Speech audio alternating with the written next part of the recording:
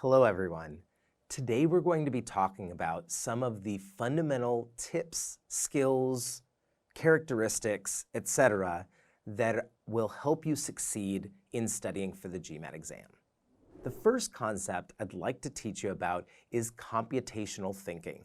This is a very modern way of looking at teaching and learning that instead of saying, oh, you need to learn these specific skills, because skills and tools become outdated in today's society, modern educators have come up with a list of characteristics that can be taught that will future-proof you no matter what technology might change.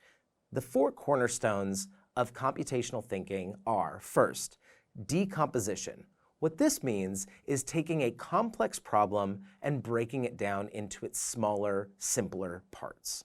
The second is pattern recognition. I can't emphasize how important this is for the GMAT. Actively looking for patterns will help you find the shortcuts, especially in the quant section. The next is abstraction, and this is probably the hardest of the four skills. What it means is determining which details are important and which details are not. And then lastly is algorithms, and what they mean by algorithms here is following a procedure. And we'll see that definitely with data sufficiency, this is extremely important that you're able to follow this procedure. The next thing to keep in mind is perseverance. Studying for the GMAT is like climbing a mountain. It's not something that can be done in a single day. So, what does this mean? Number one, you may get worse before you get better, and this is totally normal. Imagine you're a baby that is just barely learning to walk. Now, you're a very good crawler, you can crawl very fast, but the speed at which you can travel slows down as you start walking. But eventually, once you master walking, you can then run and travel much faster than anybody on the planet can crawl. And that's what we want to do. So if you start going backwards a little bit, or if things seem extremely difficult at first, this is totally normal because you're learning new ways of thinking. Now, another thing to keep in mind is that you may go for long periods of time without improving.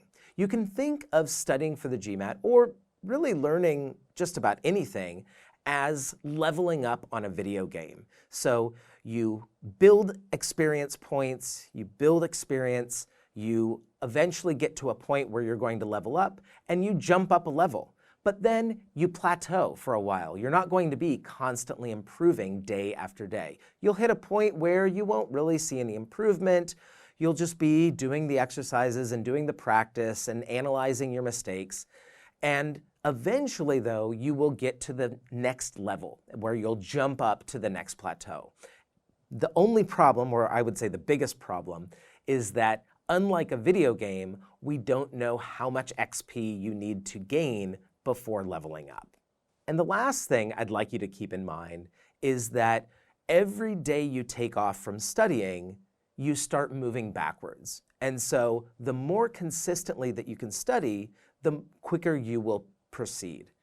You can think of this like going to the gym. Now, the people who go to the gym only on Saturdays and Sundays, do you think that they're as ripped as the people who go to the gym every single day? We know the ones who are ripped. They're the ones in the gym every single day, which is not me. Now, the next concept I would like to introduce you to is deliberate practice. And this is a procedure that goes round and round in a clockwise fashion. And it starts with practice, so you're going to start doing exercises. And the next step on the right is making mistakes. Now, I want to highlight this because in many cultures, and maybe just about every culture around the world, we're taught from a very young age that making mistakes is a bad thing. You don't want to do things wrong. Well, in order for deliberate practice to work, you have to make mistakes. So every time you make a mistake, remind yourself, this is an opportunity for me to learn, grow, and get better. And so we need you to make mistakes. And then the most important step is identifying the causes of those mistakes. I'll talk about some common mistakes in a future slide. but you want to identify what is the step that you're having difficulty with. And then lastly, we want to develop new strategies that will prevent you from making those type of mistakes. But just developing those strategies isn't enough. You have to practice those new strategies, and that's where we go back to the top again. And then you'll make new mistakes and go around and around as you get better and better.